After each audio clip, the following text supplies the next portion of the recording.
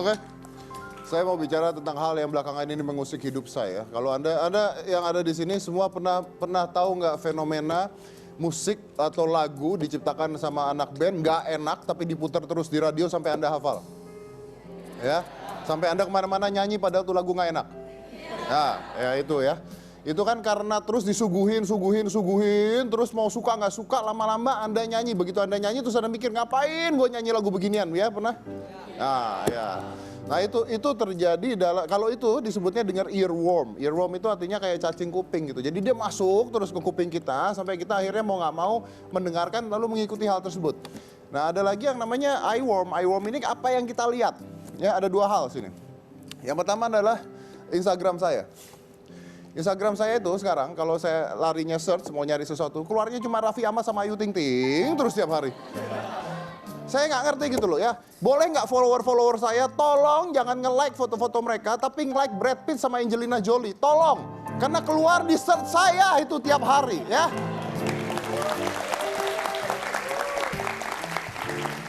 Itu yang pertama. Yang kedua, tentang fenomena gaib. Jadi setiap hari kalau saya lihat berita itu isinya fenomena gaib ya. Makanan jin disebut aspat ya kan. Terus menggandakan uang ya kan, kenjengkan namanya nggak tahu apa itu, udah lupa saya. Pokoknya fenomena-fenomena gaib. Bahkan kalau saya lihat kalau misalnya di koran-koran tabloid-tabloid murahan itu kalau anda buka, wah itu selalu keluarnya gini, sakit parah, TBC, kanker, macam-macam bisa sembuh. Gimana caranya bisa sembuh tuh? Gimana caranya? Jadi mereka tuh ada perdukunan untuk hal itu. Nah, pernah dengar fenomena ponari? Tahu? Anak kecil yang nyelupin batu itu, nyelupin batu terus orang minum sembuh, pernah? Pernah. Bekas pasien ya. Bisa sampai pernah semua tuh. Jadi ponari itu menarik sekali. Ponari itu karena mengatakan bahwa dia menemukan batu yang kesambar petir tersebut. Lalu akhirnya batu tersebut memiliki sebuah khasiat dan khasiat ini bisa menyembuhkan penyakit orang ya. Dan akhirnya ramelah di daerah tersebut sampai gangnya dinamakan Gang Ponari. Kalah pahlawan kita ya. Namanya adalah Gang Ponari. Namanya Gang Ponari. Saya sudah 20 tahun di TV nggak ada gang atas nama saya tuh nggak ada ya. Nggak ada loh. Saya jalan di atas air, saya nyetir mobil tutup mata. Bayangin, bikin pesawat terbang hilang nggak ada. Gang Deddy Corbuzier tuh nggak ada. Anak kecil nemuin batu, gangnya dinamain dia. Bayangkan nggak? Gang dinamain dia. Oke? Nah tapi dengan adanya fenomena tersebut, ponari ini menjadi kaya raya, menjadi miliarder. Menjadi miliarder, mana? Saya ada headline-nya. Nah, dari miliarder sampai lama-lama sepi jobnya. Ya, sampai sepi jobnya ini ada, bisa dilihat. Meski asetnya melimpah, ponari kerap pinjam uang untuk makan. Aset melimpah tapi minjem uang. Itu pelit namanya ya. Masih ingat sama ponari dukun cilik, hidupnya sekarang ngenes. Itu dulu. Jadi kaya karena batu tersebut, lalu akhirnya pasiennya mulai berkurang dan meredup, akhirnya sekarang sulit. Dan setahu saya ponari ini nggak mau sekolah. Ya ngapain sekolah batu celupnya bisa nyembuhin orang, sekolah nggak ada, sekolah ngajarin begituan nggak ada. Jadi intinya adalah berita hari ini banyak hal-hal gaib yang kita tidak percaya dan karir ponari sudah meredup dan ponari sudah tidak praktek lagi ya. Oke. Saya akan bacakan lagi ini tentang dia makan saja harus pinjam uang. Jadi setelah makin dewasa kemampuannya makin lama makin meredup. Ya, sudah. Baik. Nah, bicara tentang ponari, saya ingin mengatakan bahwa Pak. Saya bilang ponari, kenapa ponori yang datang? Bukan. Ponori berisik, Pak. Oh, ponori berisik ya. Pak. Iya. Ponari kenapa? Buka praktek lagi, Pak. Nggak mungkin, ponari nggak mungkin buka praktek lagi. Bener, Pak. Nggak mungkin. Bener. Nggak mungkin. Mungkin, Pak. Bener. Kamu tuh harus dengar saya, nggak mungkin. Batu ponari yang sakti itu, dari ponari kecil sukses ya, sampai karirnya meredup, sampai dia nggak praktek. Batu yang sakti itu yang megang, manusia megang tuh hanya 2 orang. Hah? Mana mungkin, Pak? Ponari dan saya. Nggak percaya? Nggak. Oh, saya punya rekamannya. Coba keluarkan dari dulu awal dia masih kecil sampai ke sini sampai batunya saya pegang. Berani ya Bapak? Oh, berani, makanya saya sakti kok. Coba diputar. Pada saat nemuin batu katanya kamu disambar petir. Iya. Disambar petir. Makanya hitam gitu atau gimana? Terus waktu udah kesambar petir kamu tiba-tiba kejatuhan batu. Iya. Yakin tuh bukan orang nimpuk kamu? Kamu taunya dari mana pertama kali batu dicelupin ke air bisa buat ngobatin? Ada tetangga saya yang sakit. Saya coba. Ya sembuh. Oh gitu. Kok tahu batunya dicelupin dulu ke air gimana caranya? Ya, akal. Nah, Akal. iseng aja gitu coba gitu ternyata sembuh. Batu ini dipercaya bisa menyembuhkan orang sakit. Dengan cara dicelupkan ke dalam air. Diminum sebatu-batunya. Enggak dong. Boleh nggak, Mas Dedi? Mas Dedi? Mas Dedi? Seriusan? Ada yang stres. Deketin. Ini bentuk batunya Ponari. Jangan Ya. lama-lama Aduh, Apa sih? aduh itu jangan. Biar bisa lihat segala sisinya coba. Dia aja yang megang.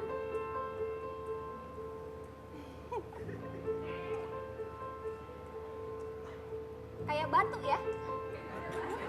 Oh, hebat banget nih batu ya, Balikin lagi. Dek. Saya yang balikin.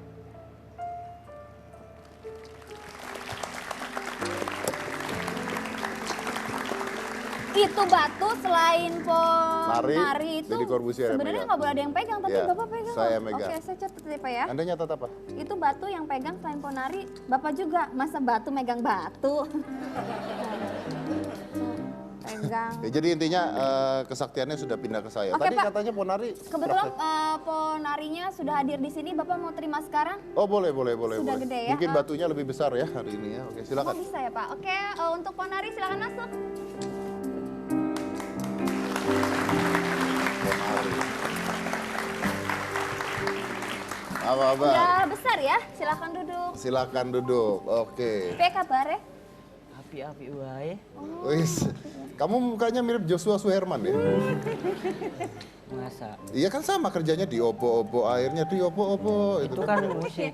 Iya kan sama kan. Tapi katanya sudah praktek lagi benar? Iya. Udah praktek, udah tuh benar. Kamu tahu di mana udah praktek lagi? Hasil riset Pak. Ada riset. Iya. Sejak kapan praktek? Waktu itu kan sempat berhenti. Lalu sekarang praktek lagi, kenapa bisa praktek lagi? Kan udah ada izin dari kepolisian. Udah ada izin dari? Kepolisian. Polisi memberikan izin kamu buat praktek lagi? Iya. Polisi memberikan izin seorang anak praktek menyembuhkan dengan batu. Polisi sudah tidak bertugas menilang lagi. Apaan yang dicatat polisi itu? Polisi bertugas untuk Oh, iya, memberikan benar, izin. benar. Nah. Memberikan izin yang mau buka praktek, lapor polisi ya. Ya, buka praktek gaib ya, lapor polisi. Oke. Ponari sendiri tahu nggak batu tersebut mengandung apa kok bisa nyembuhin orang? Kalau yang itu sih kurang tahu, tapi dari awalnya tuh saya sempat mimpi, tapi bukan saya, ibu saya. Kamu sempat mimpi tapi bukan kamu, ibu kamu ya? Iya. Gimana maksudnya? Yang mimpi itu Ponari apa ibunya? Ibu. Ibu mimpi. Iya. Yang kamu sempat mimpi apanya? Kalau aku sempat mimpi tuh rumahku itu seperti masjid. Rumah seperti masjid. Iya. Heeh. Iya. Heeh. Hubungannya dengan batu? Iya. Hubungannya ya enggak tahu. Nggak ada ya, oke baik. Saya tadi nanya apa, ada nggak tadi pertanyaan? Saya lupa jadinya. Batu tersebut mengandung apa? Udah Pak, diriset nih belum? Pak, saya menurut arkeolog Pak, menurut Pak Ali Akbar, batu jimat Ponari ini adalah benda prasejarah Pak. Benda prasejarah? Benda prasejarah. Nih, menurut Pak Ali Akbar yang mengamati batu Ponari melalui foto sebagai beliung pada zaman Neolitikum. Batu Ponari dibuat pada masa akhir prasejarah sekitar 4.000 tahun yang lalu atau 2.000 tahun sebelum Masehi. Pada zaman itu bentuk beliung terdiri dari beberapa jenis. Ada yang bentuk persegi, segitiga, lonjong, dan bulat, Pak. Gitu lah. bulat ya. Catat ya. Ya, dan alat-alat itu berfungsi sebagai kapak, cangkul, atau paha tergantung pada bentuk dan Oh, besarnya, alat Pak. berarti alat zaman Alat dulu pada itu. zaman dulu, sebelum Masehi, Pak. Jadi itu menurut arkeolog itu sebenarnya zaman dulu itu buat alat. Tahu nggak, Ponari? Tumbukan cabai, tahu tumbukan cabai? Tahu. Ah ya, buat begitu. Oke. Iya, iya. Tapi secara medis apakah Ponari tahu bahwa kenapa obat ini bisa kenapa si batu ini bisa menyembuhkan? Kan waktu itu ya sempat nggak sadar juga sih kalau waktu nyembuhin orang. Baik. Dia belum jawab, Pak. Oh, belum jawab. Oke. Jadi secara medis Ponari tahu kenapa bisa menyembuhkan secara ilmu medis? Kalau yang itu saya belum tahu, tapi waktu itu waktu mau nyembuhin orang saya itu seperti tidak ingat apa-apa. Waktu nyembuhin orang tidak ingat apa-apa. Ya, Yang disembuhin ingat nggak? pasti ingat. Oh, ingat. Ya. Jadi secara medis tidak tahu ya? Sudah diriset secara Sudah, medis? Pak. Nih, kalau dari segi medis, Pak, dalam tinjauan medis, orang yang berobat kepada Ponari hanya mendapatkan efek placebo. Oh. Yakni penderita merasakan kenyamanan sesaat, walaupun penyakit yang dideritanya tidak hilang begitu saja. Placebo itu kalau Anda pergi ke dokter, sakit, terus sama dokter, oke saya suntik obat, tak, gitu. Terus Anda merasa sembuh. Padahal itu nggak disuntik obat, disuntik vitamin doang. Gitu. Tapi karena Anda merasa udah disuntik, Anda sembuh gitu. Nah, Anda pernah nggak merasakan kalau Anda ke dokter ya, kalau dokternya beda, Anda nggak sembuh. Jadi dokternya harus dokter itu terus gitu ya. Nah itu adalah efek placebo. Efek sugestif, efek placebo. Jadi tubuh kita mempercayai sesuatu, akhirnya tubuh kita membenahi tubuh kita sendiri sehingga tubuh kita bisa menyembuhkan. Makanya kalau dokternya beda nggak bisa sembuh. Padahal dokternya sama aja, obatnya mah sama aja. Ya itu adalah efek placebo. Itu namanya efek placebo. Oke. Tapi sudah dapat izin ya? Udah. Udah. Udah dapat izin. Oke. Pendapatannya sekarang berapa? Pendapatan apa Mas? Pendapatan itu apa? Coba Pendapatan itu, ini kalau buka praktek harusnya ada yang bayar kan, Pak? terangkan dong. Pendapatan itu, kan Bapak buka praktek Bapak Ponari ya, kan ada orang datang nih, bayar nggak? Seikhlasnya. Seikhlasnya. Iya. Sebulan dapat berapa ikhlas itu? Katanya miliaran. Kalau uangnya sih saya nggak pegang. Uangnya nggak dipegang. Yang megang siapa? Ya pihak keluarga lah. Oh, pihak keluarga. Oke. Anda kayak artis-artis muda sekarang ya. Iya, yang kerja Yang anaknya, kerja anaknya, yang megang bapak uang, ibunya yang megang uang. tuanya. Iya, biasanya begitu sekarang. Masih banyak yang datang. Ya lumayan lah. Berapa? Satu hari berapa? Satu hari kadang 2 kali. Satu hari kadang 2 kali. 2 kali itu maksudnya 2 pasien. Maksudnya misalnya hari Senin, Senin. ada 1, Senin 1, Rabunya ada 1. Rabu 1. Sehari 2 kalinya di mana ini? Senin 1, pagi apa malam? Tergantung. Tergantung, kalau masih sakit, datang lagi gitu.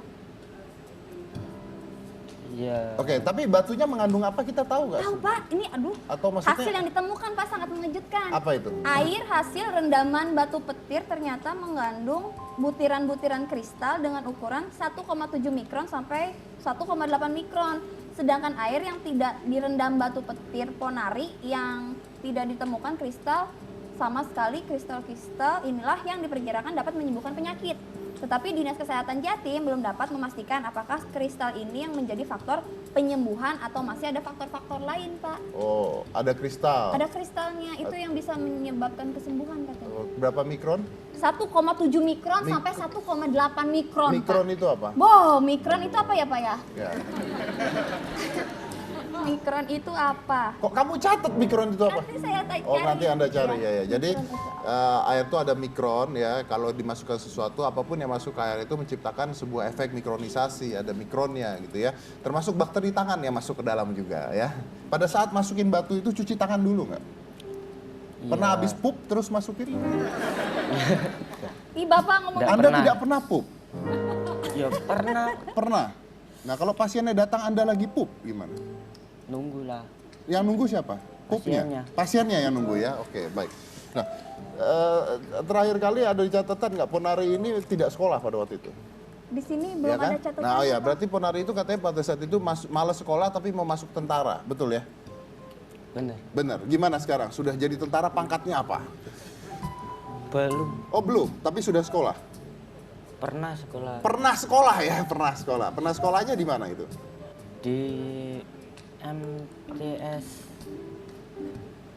Balungsari, Kelas berapa? kelas 2 Sanawiyah. Kelas 2 Sanawiyah. SD.